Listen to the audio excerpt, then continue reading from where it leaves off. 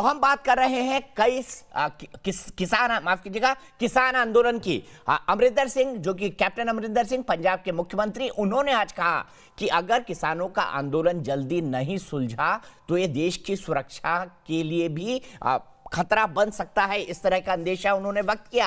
क्या ये सही है? क्या उनके पास इस बात की कोई जानकारी है? इस पर हमने बहस की। लोगों ने कहा, कुछ लोगों, उनके राजनीतिक विरोधियों ने कहा कि वो तो पहले दिन से उनको खालिस्तानी बताने की कोशिश कर रहे हैं, वो इसको कमजोर कर रहे हैं, जबकि कांग्रेस पार्टी का कहना है कि ये सब बीजेपी की चाल है। बीजेपी का कहना है कि ऐसे लोग आंदोलन में प्रवेश कर सकते हैं, ऐसे कुछ इंसिडेंट देखे गए, लेकिन सरकार उस पर नजर रख रही है। सवाल यह भी है, आज की बैठक के बाद, जैसा हमको कक्का जी ने बताया, मध्य प्रदेश के बड़े किसान नेता शिव कुमार शर्मा कक्का जी ने, कि किसान तीनों बिल को वापस लेने और एमएसपी पर कानून से कम पर मानने को राजी नहीं है। तो बात कैसे आगे बढ़ेगी? पैनल को इंट्रोड्यूस करता हूं। राजकुमार चहर साहब है, नेशनल प्रेसिडेंट है किसान मोर्चा के, भारतीय जनता पार्टी के मेंबर ऑफ पार्लियामेंट है। मेरे साथ गुरु प्रकाश पासवान जी है, जो कि भारतीय जनता पार्टी के राष्ट्रीय प्रवक्ता है। थोड़ी देर पहले मुझसे जुड़े हैं सुरेंद्र राजपूत साहब है, कांग्रेस पार्टी के राष्ट्रीय प्रवक्ता है। प्रोफेसर राकेश सिंह है, कृषि विज्ञान विभाग BHU के। शिव कुमार शर्मा कक्का जी है, किसान नेता। और मेरे साथ दविंदर सिंह साहब हैं, वो भी एक किसान नेता है, प्रेसिडेंट है संत सिपाही ग्रुप के। सबसे पहले राकेश जी, मैं आपके पास आऊंगा। मैं चाहूंगा 1 मिनट में आप समझाएं, क्या ये तीनों कानून किसानों के लिए काले कानून है? क्योंकि किसान जो आंदोलन कर रहे हैं उनका कहना है कि हमको इनकी जरूरत नहीं है। क्या देश को इनकी जरूरत है और क्या अंतर्राष्ट्रीय कानूनों के चलते इसकी जरूरत है? संक्षिप्त में समझाइएगा सर।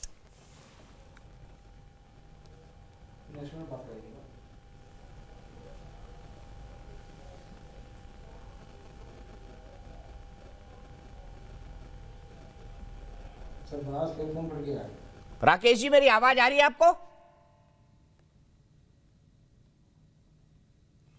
ठीक है। SP सिंह साहब गाजियाबाद से, तब तक मैं उनका फोन जोड़ता हूं, फोन कट गया है। SP सिंह साहब, आपकी क्या राय है इस किसान आंदोलन के बारे में? क्या किसानों की राय उचित है?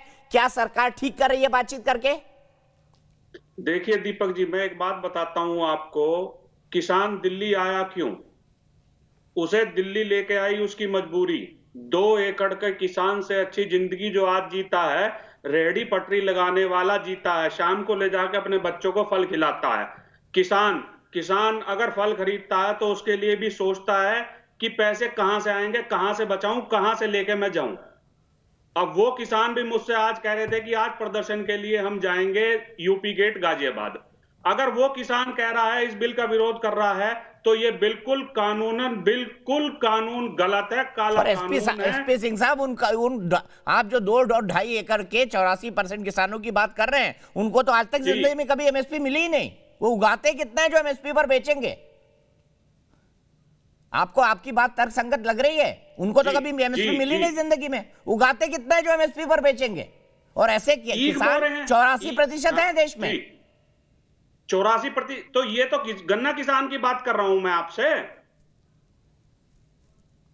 नहीं, पहले आप तय कर लीजिए किन किसानों की बात कर रहे हैं आप। मैं जो आपसे बात कर रहा हूं, मैं बता रहा हूं आपसे, 2 से 2.5 एकड़ के किसान है। मेरी रोज मुलाकात उनसे होती है, मैं बीच में बैठता हूं उनके। हाँ। जमीनी हकीकत मैं आपको बता रहा हूं, जो जमीनी हकीकत है। उनका क्या कहना है? उनका क्या मानना है कि ये बिल उनके खिलाफ है? बिल्कुल सरासर विरोध कर रहे हैं इस बिल का, और मरते दम तक इस बिल का विरोध करेंगे। ठीक है सिंह साहब, अपन राकेश जी से समझते हैं। राकेश जी, आपका एक्सपर्ट कमेंट जानना चाहूंगा। 84% किसान, 2.5 एकड़ से कम के फार्मर, क्या उनको कभी MSP मिलती है? और क्या उनके भी माफ कीजिएगा, राकेश जी फिर से मुझसे नहीं जुड़े हैं। ये क्या हो रहा है भाई?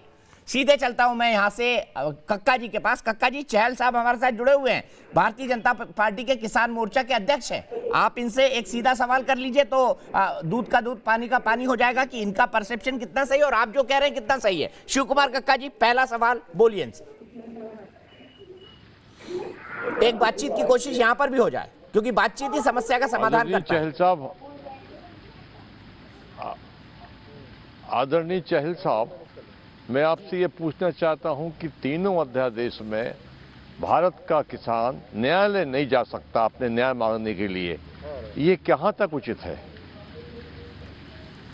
देखिए, हेलो, मेरा इसमें यह कहना है कि सरकार ने ये व्यवस्था की है कि किसान न्यायालय के चक्कर काट काट कर आज तक उसे कभी न्याय नहीं मिला।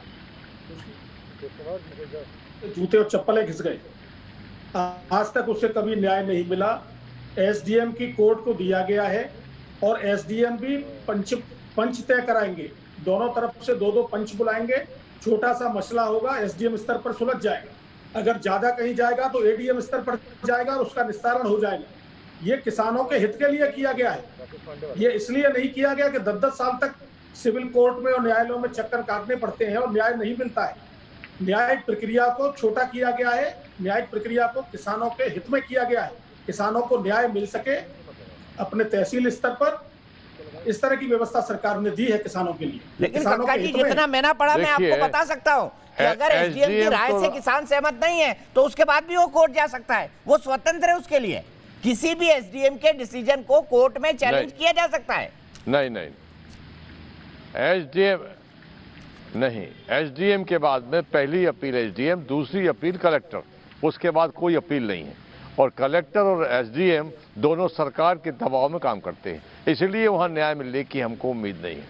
राकेश चैट जी बताइए मुझे, क्या उसके बाद एसडीएम और डीएम के बाद क्या न्यायालय नहीं जाया जा सकता? हेलो, देखिए मैं इसमें देश के कानून के अनुसार, देखिए मैं इसमें कहना चाहता हूं कि किसान को बड़ी स्वतंत्रता। हेलो,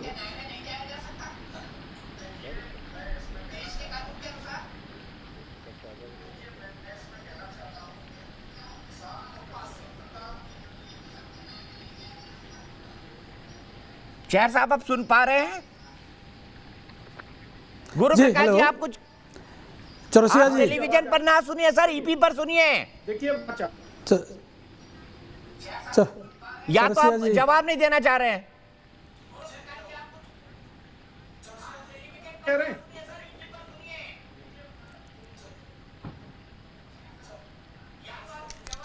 आवाज में क्या हो रहा है?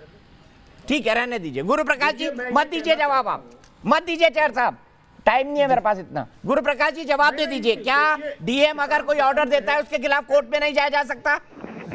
किसान स्वतंत्र है, किसान के हित के लिए किया गया है, एसडीएम के यहाँ जाएगा, जिलाधिकारी तो हम कह रहे हैं कि भ्रम और भ्रांति फैलाने का प्रयास किया जा रहा है। किसी भी एडमिनिस्ट्रेटर, और अगर किसान की गलती कोई पाई जाती है उसके खिलाफ कोई कार्रवाई नहीं होगी, व्यापारी की गलती पाई जाती है, संस्था की गलती पाई जाती है, उसको 1.5 गुना भुगतान संस्था को, सरकार जो भी आपके बीच में आएंगे व्यापारी उनको, ये सब कहना चाहिए। अभी ये बिल धरातल चौरसिया जी, देखे नहीं है। राकेश मैं आपके पास आ रहा हूं। गुरु प्रकाश जी, भाई चैर साहब या तो उनका कनेक्शन ठीक करिए या हटाइए, और राकेश जी अगर हैं तो उनका कनेक्शन ठीक रखिए। गुरु प्रकाश जी, क्या किसान कोर्ट नहीं जा सकता? नहीं, देखिए ऐसा है कि मैं अभी कक्का जी का प्रश्न मैंने ध्यानपूर्वक सुना और ऐसी, हाँ नहीं, बिल्कुल मैं उसी सवाल का जवाब दे रहा हूं। एसडीएम के बाद कलेक्टर और किसी भी एडमिनिस्ट्रेटिव ऑर्डर, आज आपके माध्यम से मैं टेलीविजन पे ये भ्रम दूर करना चाहता हूं, किसी भी एडमिनिस्ट्रेटिव ऑर्डर के खिलाफ आप 226 के अंदर हाईकोर्ट जा सकते हैं। किसने रोका है इस बात को? देखिए इस प्रकार भ्रमित नहीं होना चाहिए हम लोगों को, बहुत ही संवेदनशील मुद्दा है। और अभी मैं कांग्रेस पार्टी के मेरे साथी प्रवक्ता की बात सुन रहा था कि यूपीए ने क्या किया, यूपीए का रिपोर्ट कार्ड दे रहे थे आप। मैं आपके माध्यम से बताना चाहता हूं सुरेंद्र जी, यूपीए 1 का कृषि बजट कितना था मालूम है आपको? मात्र 29,000 करोड़। यूपीए 2 का कृषि बजट मालूम है कितना था आपको? मात्र 87,000 करोड़। एनडीए 1 का कृषि बजट 1,30,000 करोड़ है। तो किसकी कमिटमेंट किसानों के प्रति कितनी है, ये सब कुछ जाहिर है। मेरे पास कृषि मंत्रालय का एनुअल रिपोर्ट पड़ा हुआ है, वृद्धि दर बता सकता हूं मैं आपको, वो चाहे ज्वार हो गेहूं हो, मेरे पास पड़ा हुआ है। सिर्फ झूठ बोलते हैं गुरु प्रकाश जी, आप बिल्कुल झूठ बोलते हैं। 1,00,000 करोड़ रुपए की जो आपने बात की, आपने कहा कि 10 साल में वो 1,00,000 करोड़ का कॉर्पस फंड बनाएंगे। आपने तो कृषि का बजट कम किया है गुरु प्रकाश जी, नंबर 1। और नंबर 2, चाहर साहब और आप जो बात कर रहे हैं भ्रम फैलाने की, आप लोअर कोर्ट तो जा नहीं सकते। 2.5 एकड़ के किसान की हैसियत है क्या हाई कोर्ट जाने की? और तीसरी बात, नरेंद्र सिंह तोमर या तो गलत बोल रहे हैं, झूठे हैं और वो मक्कार हैं, और या फिर आप लोग शब्दों का ध्यान रखिए। सुरेश जी, आप आवेश में कोई भी शब्द बोलते हैं, मक्कार आप किसी मंत्री के लिए या मेरे लिए या किसी पैनलिस्ट के लिए भी नहीं इस्तेमाल कर सकते। माफ कीजिएगा सर, बच्चे भी मेरा शो देखते हैं। सुन लीजिए। क्या सिखा रहे बच्चों को आप? मुझे आने दीजिए। मैं मक्कार शब्द वापस लेता हूं, मक्कार शब्द वापस लेता हूं। आपने नरेंद्र सिंह तोमर जी ने स्पष्ट कहा है कि वो जो किसान की जो मांग है वो एसडीएम कोर्ट वाली, वो उनकी जायज है और उसको हम मानेंगे। ये बाकायदा नरेंद्र सिंह तोमर जी ने आज प्रेस ब्रीफिंग में कहा। या तो ये लोग झूठे, या नरेंद्र सिंह तोमर झूठे। दोनों लोग आपस में दशानन के दस्तर की तरीके से हर समय झूठ क्यों बोलते हैं? गुरु प्रकाश जी बोलिए, सुरेश जी रुक जाइए प्लीज। ऐसा है 226 में जाएंगे। नहीं सुरेंद्र जी, 226 में जाएंगे। ऐसा है कि किसान की परिभाषा क्या है आपको पता है? किसान जमींदार किसान नहीं होता है। किसान की परिभाषा क्या होती है आपको मालूम है? किसान की परिभाषा क्या होती है आपको मालूम है? क्या जमीन का जो मालिक है वही किसान होता है? जमीन पे काम करने वाला भी आदमी किसान की परिभाषा मत समझाइए हमें। किसान होता है। हम यहाँ किसान की परिभाषा समझने के लिए नहीं बैठे। बताना चाहता हूँ, हमें सिर्फ ये बताइए कि 2 एकड़ के किसान की हैसियत है। रॉबर्ट वाड्रा है, 226 में हाई कोर्ट जाने की परिभाषा रॉबर्ट वाड्रा है। ट्रैक्टर में राहुल गांधी सोफा चिपका के हाथ हिलाते हैं। नहीं, ट्रैक्टर पे राहुल गांधी सोफा चिपका के हाथ हिलाते हैं और किसान के नेता हो जाते हैं। अरे ऐसी बात करते हैं आपके किसान की परिभाषा वही शुरू होती है, खत्म हो जाती है। ठीक है, मैं पॉलिटिकल इसमें नहीं जाना चाहता प्लीज। आरोप प्रत्यारोप वही बातें फिर से शुरू हो जाती है और कोई किसी के लिए कुछ भी शब्द का इस्तेमाल करता है। राकेश सिंह जी थोड़ा अलर्ट होकर बैठा करिए टेलीविजन डिबेट पर। आपसे लगातार बात करने की कोशिश कर रहा हूं और आप बात नहीं सुन पा रहे। अब आप समाप्त कर दीजिए। क्या किसानों की ये तीनों मांगे जायज हैं? क्या इन कानूनों की बिल्कुल जरूरत नहीं? और दूसरा, अगर ऐसा है तो सिर्फ हरियाणा और ज्यादातर पंजाब के किसान क्यों, बाकी देश में इस तरह का आंदोलन क्यों नहीं? देखिए, किसानों का जो असली मुद्दा है, असली समस्या ये है कि उसके उत्पाद का उसको उचित मूल्य नहीं मिल पाता और इसी के दृष्टिगत ये तीनों अधिनियम लाए गए जिससे कि किसान को उसके उत्पाद का उचित मूल्य मिले।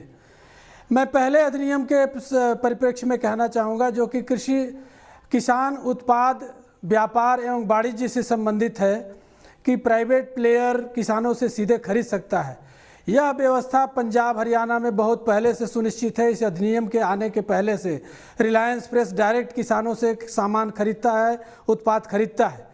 दूसरा जो सशक्तिकरण एम्पावरमेंट एंड प्रोटेक्शन वाला एक्ट है जिसको कॉन्ट्रैक्ट फार्मिंग के परिप्रेक्ष्य में देखा जाता है। पेप्सिको कंपनी ने पंजाब से ही शुरू किया था कॉन्ट्रैक्ट फार्मिंग जिससे किसान लाभान्वित हुए। इस अधिनियम के आने के पहले से ही वो चीज़ लागू है वहाँ पे। तीसरी चीज़ जो एसेंशियल कमोडिटी एक्ट की है, जो पोस्ट हार्वेस्ट लॉसेज हमारे 10 से लेकर के 40% तक होते हैं, इसलिए ये इन्वेस्टमेंट के लिए किया गया कि प्राइवेट सेक्टर इसमें इन्वेस्ट करे। मैं एक चीज़ ये बताना चाहूँगा कि 2014-15 में वेस्ट बंगाल में अकेले 22 किसानों ने सुसाइड किया था क्योंकि आलू के फसल की कीमत 200 रुपये प्रति क्विंटल से ऊपर नहीं जा रही थी। अभी पिछले हफ्ते उत्तर प्रदेश में प्री हार्वेस्ट कॉन्ट्रैक्ट यानी अब मार्च में 1400 रुपये प्रति क्विंटल के दर से व्यापारी खरीदेगा, यह कॉन्ट्रैक्ट साइन हुआ है। प्रश्न ये उठता है कि किसी भी रूप में किसान को उसके उत्पाद का उचित मूल्य मिलना चाहिए। यह इन तीनों अधिनियम में यह व्यवस्था की गई है। इस तरह की पॉलिसी इन्वायरमेंट क्रिएट किया जा रहा है कि किसान को उसके उत्पाद का उचित मूल्य मिले। इस मुद्दे पर बात नहीं हो रही है केवल एमएसपी ख़त्म हो गई, एमएसपी आ गई, तीनों बिल समाप्त किए, अधिनियम समाप्त किए जाएं, तो यह मुद्दा नहीं है। और अभी अधिनियम लागू नहीं हुआ, अधिनियम का प्रभाव नहीं पड़ा, लेकिन हम शंकाएं पहले ही सोच लिए। जब 2003 में मॉडल एक्ट आया था तो उसकी सबसे बड़ी खामी यही थी कि डिस्प्यूट सेटलमेंट जो व्यवस्था थी, विवाद निस्तारीकरण की, वह उचित नहीं थी। काफी मंथन के बाद ये राकेश जी रुकना पड़ेगा प्लीज। राकेश जी हम टेलीविजन पर हैं। पहले एसडीएम के कोर्ट में जाकर के इसका निस्तारण कर ले।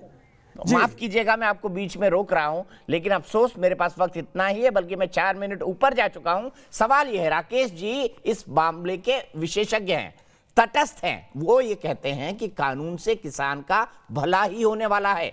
राजनीतिक विरोध और अंतर विरोध में मैं नहीं जाना चाहता। मेरे ख्याल से एज ए होल सिस्टम को सोचने की जरूरत है कि अगर 135 करोड़ की चुनी हुई सरकार ने कोई डिसीजन लिया है तो उसके पीछे कुछ तो होगा। मेरे ख्याल से सरकार को भी और किसानों को भी अपने आने वाले हित के बारे में सोचकर डिसीजन इस पूरे मसले पर लेना चाहिए। और प्लीज सबसे रिक्वेस्ट करता हूं, एनसीआर देश की राजधानी है, इसीलिए इस पर जुल्म मत करिए। सभी आंदोलनकारी आपसे हाथ जोड़कर विनती है। फिलहाल एक ब्रेक।